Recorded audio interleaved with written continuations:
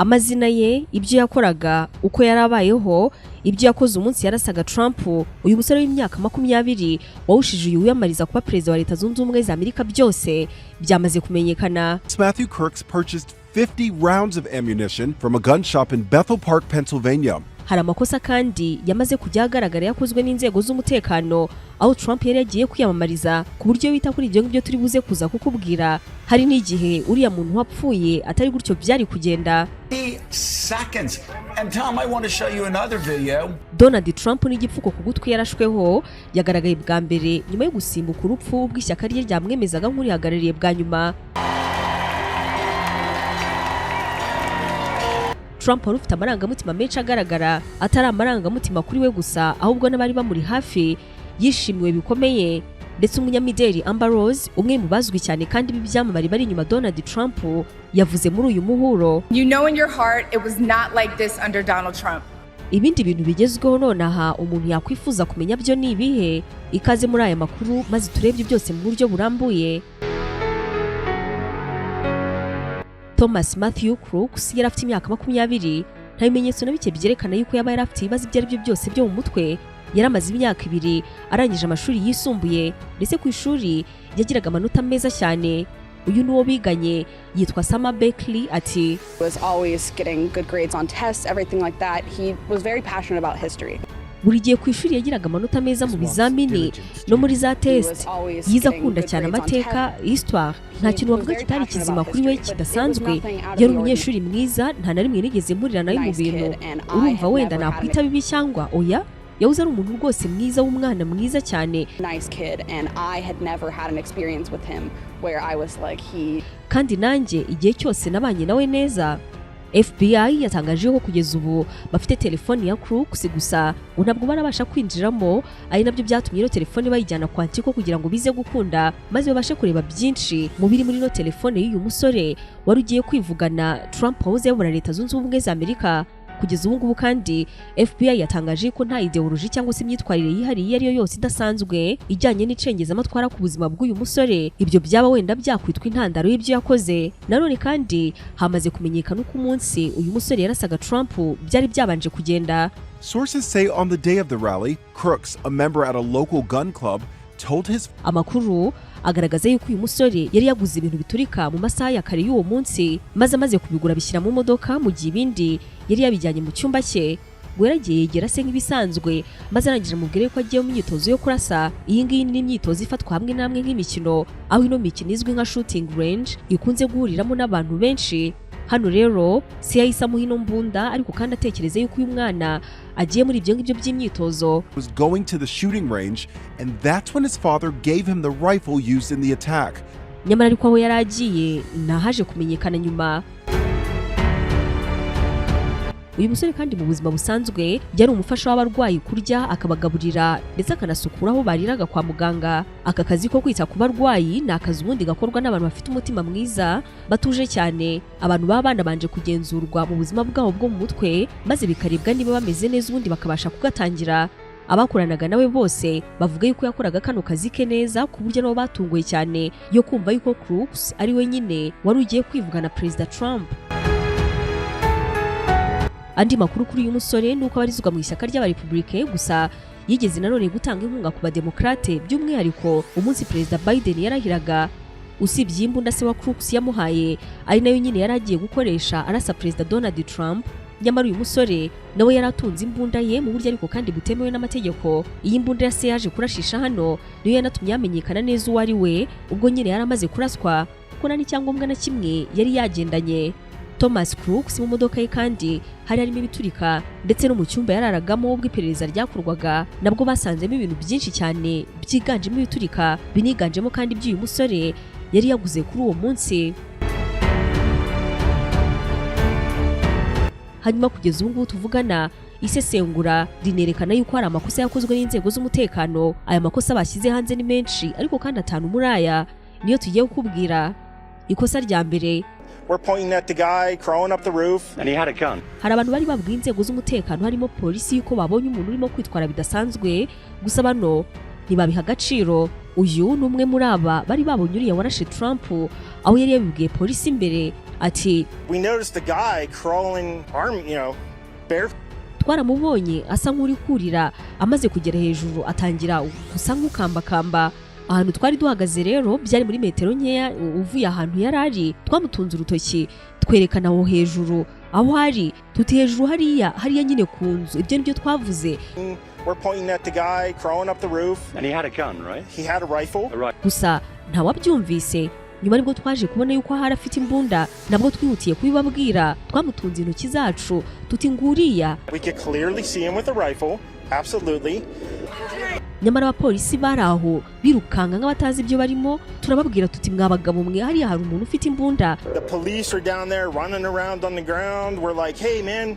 Bari basamye bati ngo ibiki, nkaho batari bazi biri kujya mbere. Guy on the roof with a rifle. And the police were like, huh, what? Like they didn't know what was going on. Ubwo yatangiraga kurasa, aba bantu bari bamubonye kare ni nabo bambere bafashije zino nzego kumenya aho ari. Baramututse ariko kandi nawe akomeza kurasa nkaho ntacyo ari kumva, kugeza ubwo habuze gato cyane ngo rino sasu rigere kuri Perezida Donald Trump. Gunshots, then a bullet captured in midair. Ino video Trump arimo kuvuga uyigendesheje gake cyane, ubasha kubona yuko rino sasu ryari rigiye neza kumunyuraho. Iryo rero rikaba ari ikosa rya mbere ry'uburyo abantu baburiwe ariko kandi bakanga kumva. Ikosa rya kabiri n'ubundi ni ry'abari bashinzwe umutekano, aho uyu agira ati and that's what we're trying to ascertain what's happened. Twavuga yuko habayeho amakosa akomeye mu bijyanye n'inzego z'umutekano. Urugero, kuki nta drone zari ziri hariya. Hari ibindi bintu byinshi ubu nonaha nabaza ntabonera ibisubizo, ariko tugiye kwinjira neza muri kino kibazo kandi igisubizo kizaboneka vuba. Iri kosa rya kabiri ni naryo benshi baheraho bibaza bati ni gute ahantu hagiye kujya wahoze ari umukuru w'igihugu urimo no kwiyamariza kongera kuba perezida, hari n'amahirwe cyane yuko ashobora kujya ahantu, ariko kandi aho hantu nta drone zihari zibasha gucunga umutekano w'abantu bose bari aho uvuye hejuru. Ibyo bikaba byarerekanye yuko nanone hashobora kuba harabayeho kwirara maze bakizera umutekano nyamara mu by'ukuri ntawe uhari. Ikosa rya gatatu, They say we've got a guy on the roof with a rifle. People are alerting them. Uyu musore nta hantu yari azwi, nta mbuga yakoreshaga, si ba bantu birirwaga mu myigaragambyo wenda bafite ibintu byinshi barwanya, n'umuntu mu by'ukuri wavuga yuko atarazwi. Izi nzego rero iri ni isomo kuri zo yuko niyo waba utarimo gukeka umuntu nubwo yaba atazwi, buri muntu urimo kwitwara bidasanzwe ari umuntu wo kwitaho. Ahangaha abasesenguzi basanga iyo nguyu aza kuba ari umuntu wenda usanzwe agaragara mu myigaragambyo cyangwa se akaba ari umuntu abantu basanzwe bazi, wenda byari bushoboke cyane yuko ari umuntu bari kwitaho. Gusa ubwo abaturage baberekaga yuko ari umuntu ushobora kuba ari kwitwara bidasanzwe kandi akaba ari umuntu ushobora kuba ateje ikibazo, izi nzego ntabwo zigeze zibyitaho na gato. Ibyo ngibyo byari nk'ibintu bisanzwe, bishobora kuba byarabaye impamvu zo kutita cyane ku byo arimo gukora. Ikosa rya kane, ubundi igice cy'imbere aho Trump yamamariza ni Secret Service yonyine ibiriyo. Iyi ngiyi ni nayo ibishinzwe kwarinda. Hanyuma ariko hanzeho abari Secret Service hamwe n'izindi nzego. Ahangaha rero nibwo polisi ubwo yari imaze kubona yuko ibintu bikomeye, nibwo batangiye kuvugana n'izindi nzego zirimo Secret Service nuko bano tangira kurasa, ari nabwo bahamyaga uyu mwicanyi. Ubundi ariko iyo abangaba bakora kano kazi kabo neza, icyari kuba bari kumubona mbere maze bagatangira kuvugana hagati yabo, no kuvuga Secret Service biri imbere ndetse n'izo nzego zindi ziba ziri hanze, bagatangira kuvugana hagati yabo bati turabona umuntu hejuru ku nzu ufite imbunda kandi biragaragara yuko ashaka kuboneza aho Trump ari. Have an individual on a rooftop. He has what looks like a rifle. They would call the detail leader. Batise twemerewe kumurasa. Ahangaha nibwo bashinzwe yari kubabwira niba bakwiriye kurasa uyu muntu cyangwa se niba bakwiriye gushaka uko yafatwa, hari nabyo wenda byari kuba byakozwe. Ibyo bikaba byari no gutanga amahirwe yo gufata uyu mugabo w'imyaka 20 maze akajya kubazwa impamvu yaragiye kurasa perezida. Do we have a green light? The detail leader would make a judgment. This happened way too fast for any of that. And there. Ibyo rero bikerekana yuko n'ubundi ibijyanye n'umutekano hano bitari biri ku rwego rwo hejuru, kuko nyine uyu nta kuntu na kumwe bari kumufata kandi barimo barwana no kumurasa kugira ngo ataza kuza kuboneza kuri Trump. Ikosa rya gatanu mu yagaragaye yakozwe na zino nzego Secret Service nyuma yo kuvana Trump hasi, abasesenguzi mu byo kurinda umutekano bavuga yuko igita gikurikira ahantu nkaha ari ukuryama ku mukuru w'igihugu kugira ngo atagira andi masasa abasha kumugeraho, cyane ko nka kino gihe kuri Trump batari bazi ngo wamurashe ari hehe. Well-trained Secret Service members never do. They let him stand up and wave to the crowd. Trump nubwo yashakaga kwiyereka abantu, ariko mu mutekano ubundi ibingibi ntabwo byari byemewe. Yagombaga guhishwa wese kugeza agejejwe hari umutekano. Yaba ko akeneye kuvugana n'abantu be, akaba ari bwo akoresha video. Aba basanga yuko Trump yamaze amasegonda 9 yose umutwe uri hanze ahantu neza neza yarapfiriye. Look, 1, 2, 3, 4, 5, 6. Aya masegonda 9 nayo bano bahanga bise ayo kongera kugerageza ubuzima bwe nyuma yo gutoroka urupfu n'ubundi bwari bukiri mu kaga. Have a threat, get on top of the president, get on the top of the person that you were protecting. Iyo haza kuza kuba hari abandi bantu barimo gukorana n'uyu washatse kwica Trump, nakabuza muri ano masegonda 9 ngo yari kongera kuraswa, naryo rikabirinda ikosa ryamaze kugaragazwa. Uyu munsi Trump yarashweho abakomeretse nubwo ubuzima bwabo bwari ubuzima buri mu kaga, ariko kuri ubu amakuru avuga yuko bameze neza ndetse ngumwe yahise nabagwa aho yabazwe umwijima ndetse no mu gituza. Abangabo bombi nabagabo, umwe n'imyaka 57 undi n'imyaka 74. Uwapfuye we yitwaga Corin, umugabo wari ufite umugore ndetse n'abana babiri. Ubwo amasasu yatangiraga kuvuga yahise yunama ku muryango wasa nk'ukingiye, maze birangira amasasu ari waguyeho aranamuhitana. Mu buzima busanzwe uyu nguyu yari bamwe barwanya umuriro cyangwa se aba firefighters. Ikirenze ibyo, muri Pennsylvania amabendera ya Leta Zunze Ubumwe za Amerika ndetse na Commonwealth yahise amanurwa mu rwego rwo kumuha icyubahiro. Mu gace Crux yari atuyemo nta n'umwe mu bari baturanye uvuga yuko byibura baba barigeze gukeka yuko uno mwana yaba yari afite ibindi bibazo cyangwa se wenda ngo yerekane imico yihariye ngo yakuze ari umuntu usanzwe unitwara neza rwose bisanzwe.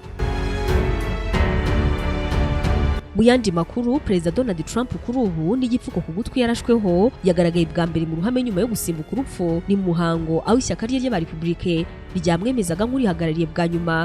Trump wari ufite amarangamutima menshi, yishimiwe bikomeye, abantu benshi nabo bamwereka urukundo. Ijambo fight niryo bavugaga, ijambo yavuze ubwo yarakimara guhaguruka. And obviously emotional Donald Trump.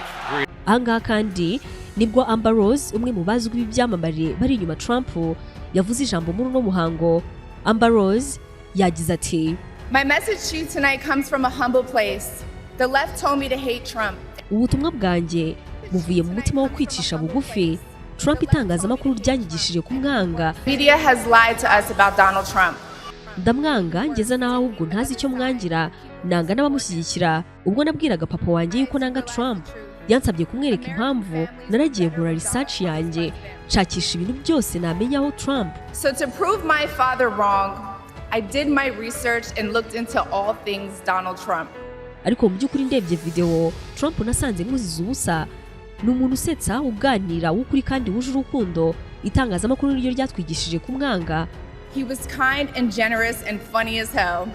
Twese uko turaha turabizi yuko Amerika imeze kuri ubu atari ko byari biri mu bihe bye. Twese turabizi imiryango y'abanyamerika yari myiza mu gihe cya Trump. American families were better when Donald Trump was president. Nibwo twari dufite umutekano, ubukire kandi dukomeye. We were safer, wealthier and stronger. Ijwi rya Trump ni ijwi ryo kudusubiza amafaranga yacu. Gutora Trump no gusubiza amafaranga mu mifuka yacu ndetse no gushyira ku isahani ibiryo byiza ku bana bacu. Ni ijwi rikomeye ndetse nk'uko Trump yabivuga, iri ni ijwi ryo kongera kugira Amerika igihangange nanone. Or as Trump would say, it's a vote to make America great again. Thank you so much. Ku munsi wo kuwa kane byitezwe yuko aribwo Trump azavuga ijambo rye rya mbere nyuma yo kuraswa. Iryo ngiryo rikaba ari ijambo azavuga yemera ko umukandida wa Republika mu matora y'umukuru w'igihugu ateganyijwe mu kwezi kwa 11. Iryo rikazaba ari ijambo aho Trump azaba yemera guhagararira ishyaka ry'abarepublike mu matora y'umukuru w'igihugu ategerejwe mu kwezi kwa 11 muri Leta Zunze Ubumwe za Amerika. Ngibyo rero bigezweho mu makuru yacu ya none aha. Turacyari kumwe no mu yandi makuru birumvikana, aho nk'ibisanzwe wari kumwe nanjye abayo Yvette Sandrine.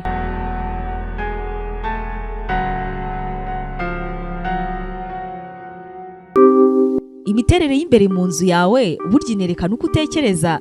Ibaze mu nzu yawe hari igisenge kigezweho gikoze kumwe wigeze kubibona ahantu ukabikunda, ariko uti wowe ntabwo byakugeraho. Umva, muri Raguruwa Trading Limited hari promosiyo idasanzwe kuri izi gypsum boards, aho muri kino gihe uza maze ukatubwira uko inzu yawe wifuza ko ibimeze. Ibyo ngibyo tukabikora mu gihe gito cyane. Uretse ubwiza zino gypsum boards zacu zifitemo, zinafite ububasha bwo kurinda inkongi z'umuriro. Ntabwo zirya umwanya w'inzu yawe kandi zituma hasa neza bihebuje. Usibye n'ibisenge, izi gypsum boards zinagufasha kuba wakubaka ama office cyangwa se ibyumba, kandi rwose bikaba nabyo bisa neza cyane. Nakubwiye kuri promosiyo ihari, noneho byo ni ibindi. Raguruwa Trading Limited dusange ku Gisozi mu Gakiriro, cyangwa se unadusanga i Remera kwa Rwahama.